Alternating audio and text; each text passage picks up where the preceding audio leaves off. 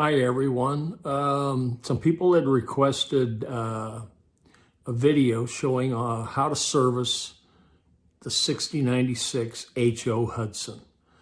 I think people look at it and they see all the wheels and linkage and everything, and they assume it's difficult. It's really not. There's only a few places that need servicing. So I'm going to do that for you here. But at the same time, I'm going to show you a few variations to it that I have. I'm not a major collector of H0 by any means. But I do have a few Hudsons, and so I'll show you some of the variations that I do own. And also a couple of the different style set boxes they came in. And I have more set boxes than what I'm showing you. Somewhere in all my stuff, I have a Hudson set in a suitcase, the alligator suitcase box. So let's go. I'll show you a little bit about what I have and show you how to do your basic service.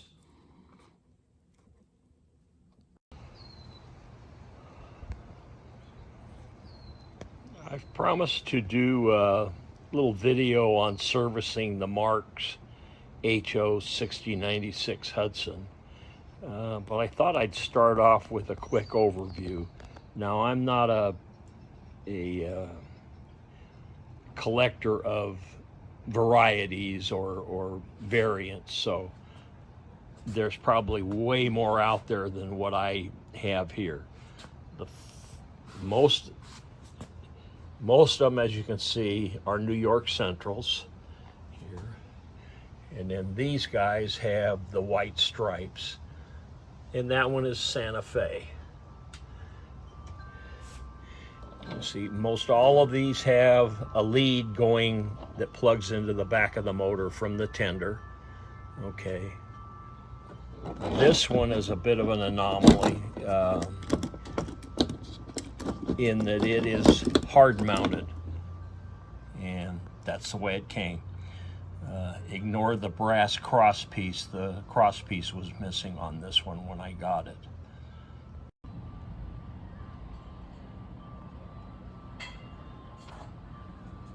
For a time, just the handful of the 6096s that I had all had smoke units.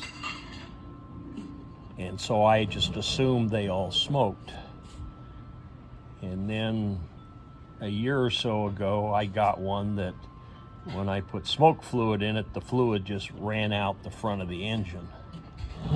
So I made the assumption that somebody might have removed the smoke unit, being defective or something like that, until I opened it up to service it. So here's something that you need to see. If it's a non-smoker, this ear right here,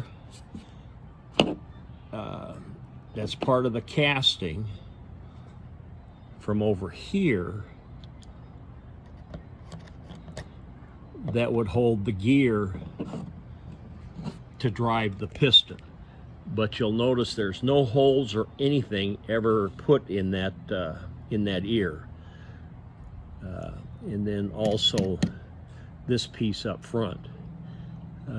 So these tell you that this was from the factory, a non-smoking unit. And I've seen a couple of them now, but anyway, so they're not rare, they're just less common than a smoker. The first Hudsons came out about 1957, and according to the Greenberg book, those were Santa Fe's. But here's a couple of examples of the packaging that they came in. This one happens to be a Sears set. I'm not so sure about the originality of this, simply because you got a stripe here and no stripe on the tender. We are talking about Marx, so anything could be possible. Anyway, the Hudsons were made from like The first one, the Santa Fe, in 1957. And then here's another example of the packaging that they came in. This is a New York Central, and there's no stripes anywhere. Kind of hard to see it with the cellophane over the box. And then this would have been one of the last ones made. This is probably the one set that would have been about 1973. You can guess that by the bright colors of the cars. This was the direction that Marx was going in that era, with a lot of unique and brightly colored cars. This one is also a Santa Fe, which again in the Green Book shows that it not only was it the first one made, but it was one of the last ones made. So that would explain why this is in the later type packaging with colorful cars.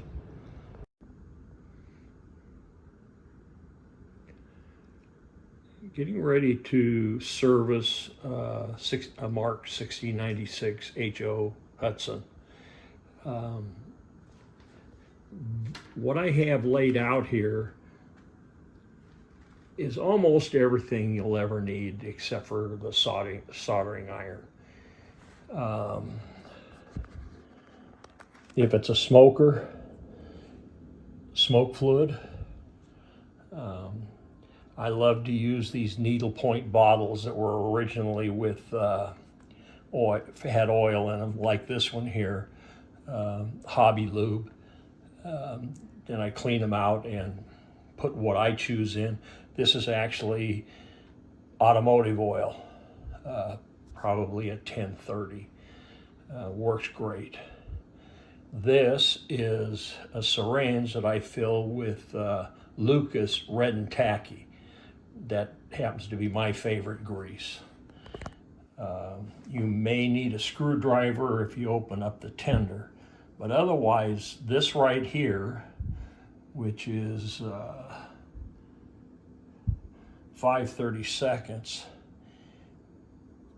that is really the only tool you need for this. Now, obviously for me, I will use a wire wheel, and I use that to clean the wheels on the tender.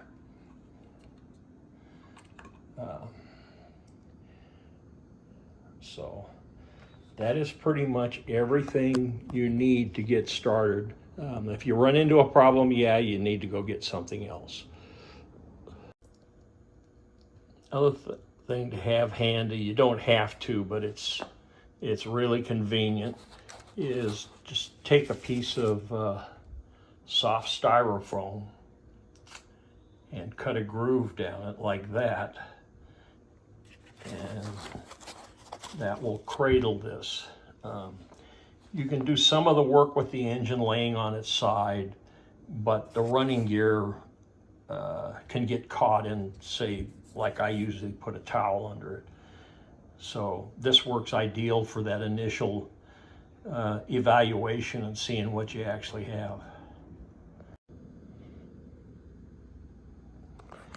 Common problem with tenders is one of these wires or both of them will be loose from the little L piece that plugs into the back of the motor, the engine. You can see that slot there. So that's not unusual. This is one I have already worked on. And what you can see is instead of a wire coming up from each truck, I have joined the wires, soldered them together, and put some shrink tubing over them. And this one was missing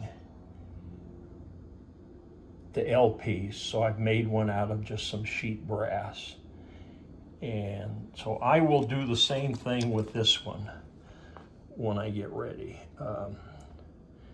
And I just prefer the single wire myself, and this allows a single wire to still pick up from both trucks.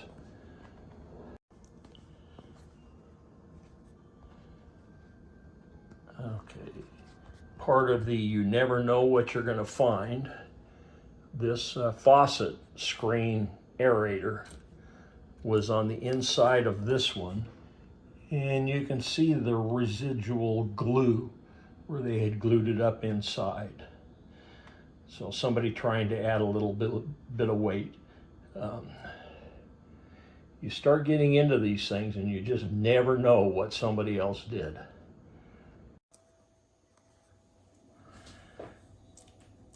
This is a known good engine, but I'm going to pretend like I just got it, and I want to see what my starting point is. So, got a lead hit on the chassis ground, and we're going to clip that to a wheel on the tender. So we now know that the engine is running, the headlight is working, and you can't see it up under there, but it is smoking. I can smell the smoke. Now, while it's running, I can do the Dremel trick, and it's only on the two metal drivers.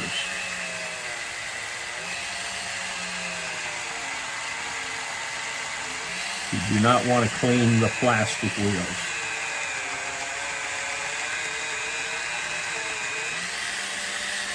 That will. So now we know we have clean tender wheels, we have clean locomotive wheels, and the connection between the tender and the locomotive is good.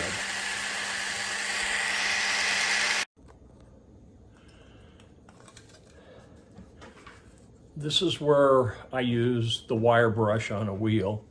These wheels on this tender are not real bad, the brass wheels, but the cleaner they are, the better it'll be. And I just go ahead and do that. And that will polish them up real nice.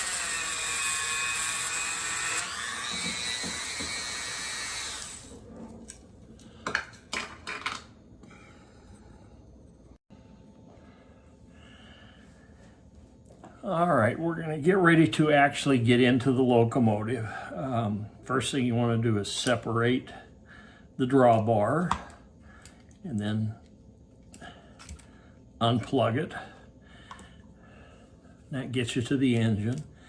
And I want to show you, let me plug the transformer in. You can work on these without the tender for power. And if you'll notice in the back of the cab, you have that copper strip standing up, and that acts as a little bit of a bus bar for the headlight and some stuff. But anyway, if you clip your alligator clip on it like that, you can do some work without the tender attached. All right. Now, on occasion, when I've got these, this screw has been loose. In this case, this one's fine. That screw holds the motor to the cast chassis. So now let's start to take it apart. Again,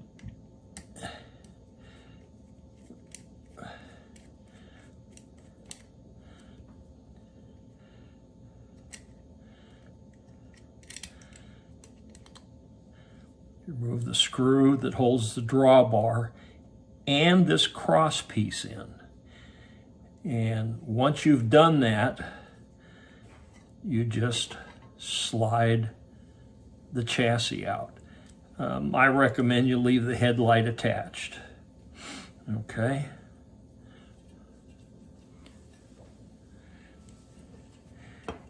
So now I will show you the places you want to add a little oil.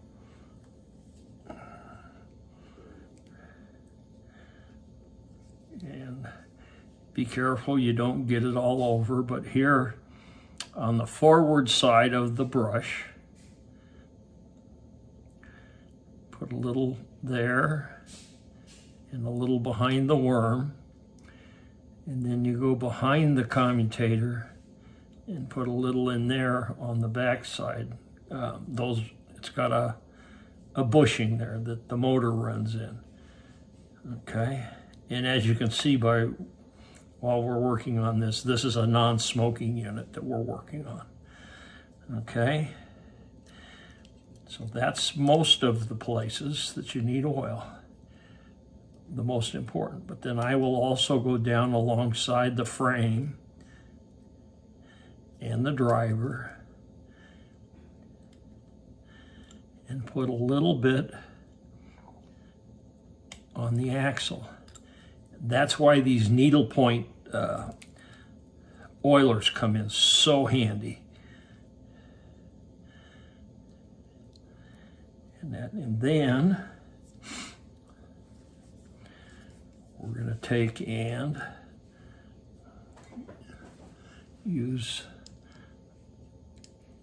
get the wire out of the way there. We're going to put a little bit of red and tacky on that worm, and we'll rotate the commutator around by hand. You don't need a lot of grease. I'm sure you've seen some of these that you've got and they're just slathered in white grease or whatever type they're using, and they're all good stuff. But this red and tacky doesn't take a lot. And so basically there you have it. We have serviced this motor. Now, if this was a one with a smoke unit, you would also oil the shaft here that has that upper gear and make sure you get some grease on that upper gear. And I also usually squirt a little bit, very lightly, down inside the piston just to make sure that it isn't dry. Okay, so now this is actually the hardest part, is putting it back together.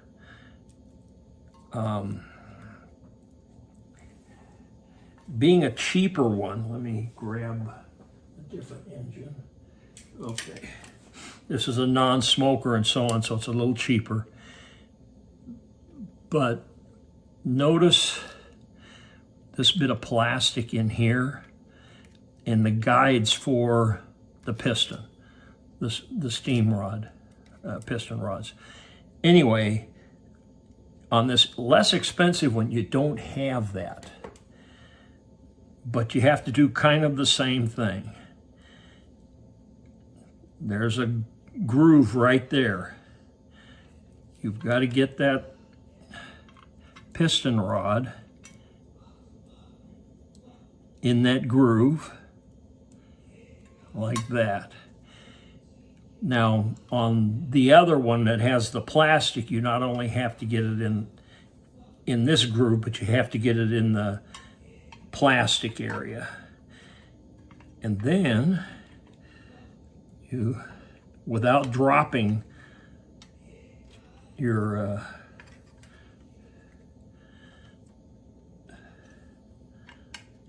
this has always been a bit of a pain, but without the pistons rods dropping, you have to get it slid up in there, because that's all that holds that in, is it's running in that groove. That's it. And now you go kind of reverse the process and put the support bar in there. It can be a pain to do. And the drawbar. And this is, you won't see it really in the video probably, but this has got a shoulder on it that allows you to tighten it up and still have this turn. Now, when this thing is dropped in there, the chassis actually drops down a little bit. There's a gap in there, so you kind of want to hold that chassis up and get this screw started. And they're so damn small, it's easier said than done. And then go ahead and snug it up.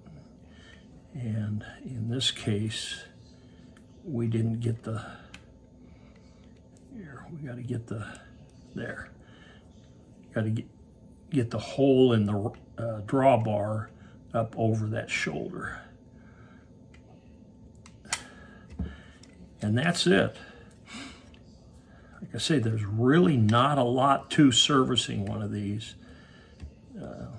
Just looking at them and everything, they can be a bit scary, but there's nothing to them.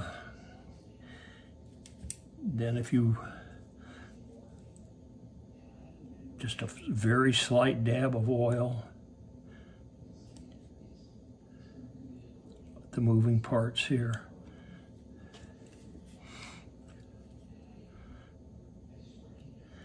Don't want to get too much in there. And there you go. You now have an engine that's been serviced.